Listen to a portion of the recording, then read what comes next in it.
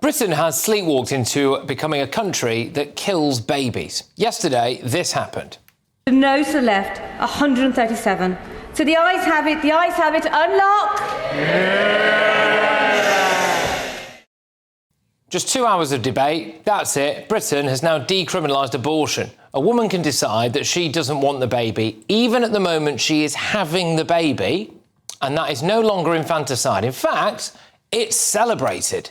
Who recognise that reproductive rights are the foundation of social justice know that now is the time to act. If we are not free to control what happens to our bodies, we cannot be free in the rest of our lives. And those who are playing politics with abortion play politics with equality accordingly. So people like that who claim to be feminists, OK, will say that this is in some way a good thing for women's rights, right? But where are they when it comes to issues like Afghan men raping women in Britain? Where are they on that? Is multiculturalism more important than that, is it? So in Britain, you will be arrested for this. That's what you're doing. Is you standing here part of the protest? No, I'm not protesting. Are you praying? I might be praying in my head. So I'll ask you once more, will you voluntarily come with us now to the police station for me to ask you some questions about today and other days where there are allegations that you've broken public space of protection? If I've got a choice, then no. OK, silently praying in your own head outside an abortion clinic, arrested. But you will not be arrested for taking the life of a perfectly healthy baby while you're 8 months and 3 weeks pregnant. It does make me wonder whether or not Labour is now the party of death. It was Labour MP Tonya Antoniazzi who proposed the abortion stuff, and it was Labour's Kim Ledbetter who proposed the assisted dying bill, which is, let's be honest, mostly for old people. So reforms Richard Symes made, what I thought was quite an interesting point, actually. Does this mean that mothers from certain cultures where a boy is massively preferable will start aborting girls later into pregnancy? Now, according to The Spectator magazine, just 3% of women believe abortion rights should be extended to birth. Apparently, just 3% of Labour voters agreed with it as well. But remarkably, 8 Conservatives voted in favour of this. To be fair, Nigel Farage also missed the vote. But here we go again. 379 members of Parliament have managed to decriminalise abortion with almost no debate, no real discussion, no public backing, it seems. They don't really represent us, do they? Let's get thoughts from my panel this evening. We have got Director of Popular Conservatives Mark Littlewood. We've got Tory MP Esther McVeigh and broadcaster Nina Mishkov. Esther, I'm going to start with you on this, that's all right. What do you think about what we saw in the House of Commons yesterday? Is it basically the legalisation of infanticide? I thought it was horrific to see people cheering that we are now, and when you decriminalise, you are allowing abortion up to the moment of birth. Now, I'm pro-choice, so, I understand that, and there will be reasons people will need to have an abortion. I get that. But a week of 24 weeks was set, and that was because, a child is viable from 22 weeks. So, actually, there were calls not so long ago to reduce that level, to come more in line with other European countries. So, I think it's wrong. I think it was the wrong action to take, and I think Labour is very much going in the wrong direction. I think they are changing what it means for the value of life. I think they are devaluing life itself. Yes, I do, as a party. They might not think about it, but they seem to certainly have got themselves in a pickle. Mark, where are you on this? I know you're quite an old-school liberal. Yeah, I mean, devilishly difficult, this whole topic. I basically agree with what Esther has said. I've never been able to work out when I think life begins. I don't think it's at conception, but I think it is a lot earlier than 9 months, right?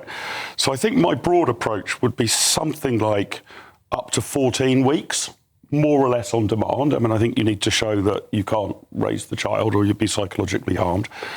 Much after that, I think there need to be pretty big extenuating circumstances, mother's life in danger, child unlikely to be born remotely healthy, that sort of thing.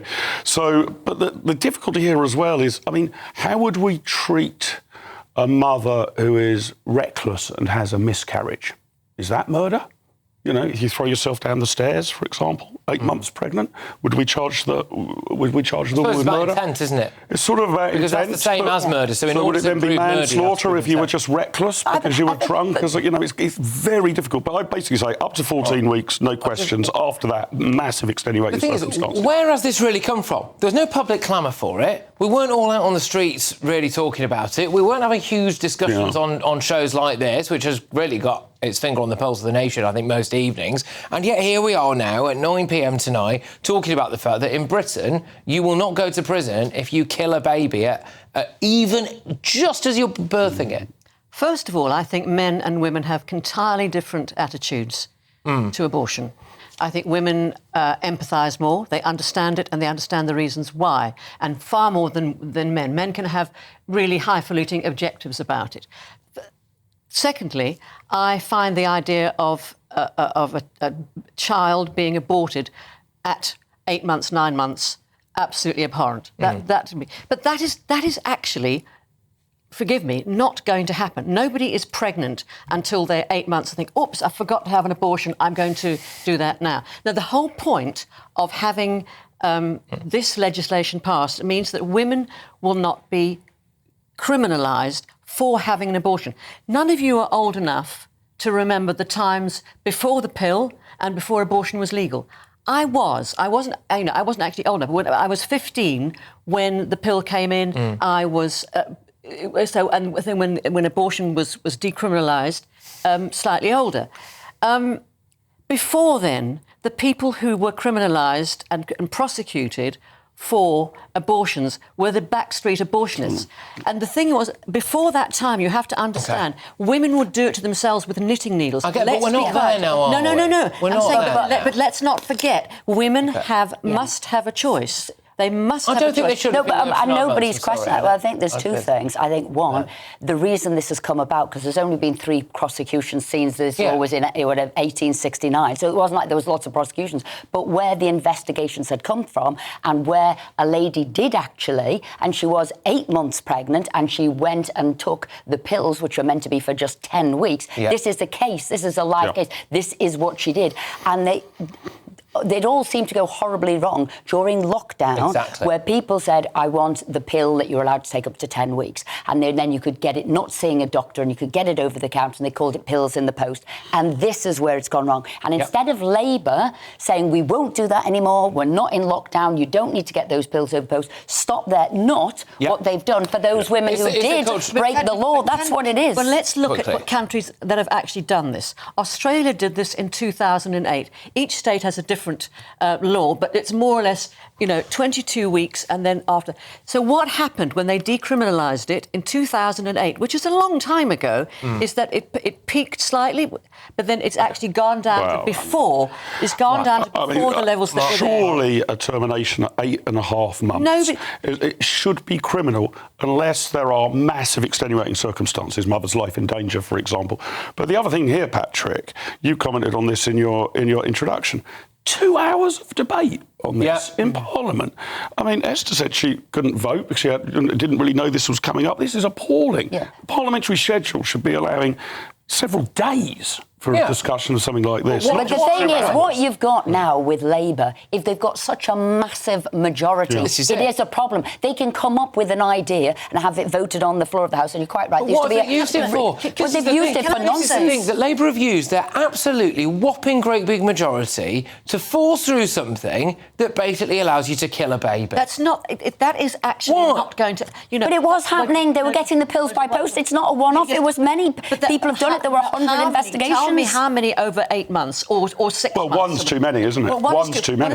But these women need help rather than locking up, for heaven's sake. Wow. In France last year, a Catholic country, they voted, and 85% of the population agreed. They voted to enshrine the right for a woman to have abortion in the Constitution. They're the first country in the world. Not to The 9 Eiffel months. Tower But we're not talking Not to about 9 that. We're not months, talking about that. But What it's you're the same saying, no, thing. and I'll tell you It's where I the think same- there'll be lots they've of things. Decriminalised it. Look, there's a couple of things that will happen here. I do think because a doctor can't help you if you get the, The doctor can still be prosecuted. a doctor can be prosecuted, they can't help you. So if you are late going for an abortion, nobody can help you, but because the doctor could be prosecuted. So I think you will see a return to your back street abortions. Because now people will say, well, we won't stop at 22 or 20 weeks. We will carry on. I think it's a retrograde step to back street abortions and devaluing the life of human beings. Women do not take this lightly. I'm very lucky. I've never been pregnant.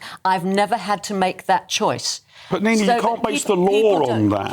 No, I'm not basing it on what I think. Well, they have to just changed it. Most women, I think, it is a very traumatic situation, and they need help rather than locking up. Is there any truck at all with the Richard Tice comment there about one of his concerns about all of this is potentially something a bit cultural? Yeah. I mean, from what I have been told, is that there are times, or there were times in certain parts of the country where they weren't particularly keen to reveal to you early on what the sex of your baby was, because there are certain cultures where it's massively preferable to have a boy, and therefore the rates of abortion would increase if it was a girl. Could we see something like that happening again here? Well, we could, and that again goes to my thing that you need very strong extenuating circumstances to justify it after a certain period of time, 14, 16 weeks. And I've discovered that the baby is a girl is not grounds for a termination at any point in the pregnancy. So, yes, I think we could see, if you like, those sort of lifestyle, cultural preferences being life and death decisions, and those should not be considerations in having a termination. They should not be considerations. I completely agree with you, but you have to understand it is a woman's body. It is her. Well, there's a clash of rights, aren't not there? as a man. Okay, but the other way, say the woman is giving birth to a woman, and the woman is already now formed as a baby who's living and breathing. That's two women's rights. No right. Men have no right at all. Okay, well, look, it's an interesting start. I appreciate everybody at home or listening while you are. It's an incredibly depressing subject. However, we are where we are, aren't we? It happened yesterday in Parliament. It's going to affect Britain going forward. We do have to talk about those things, unfortunately.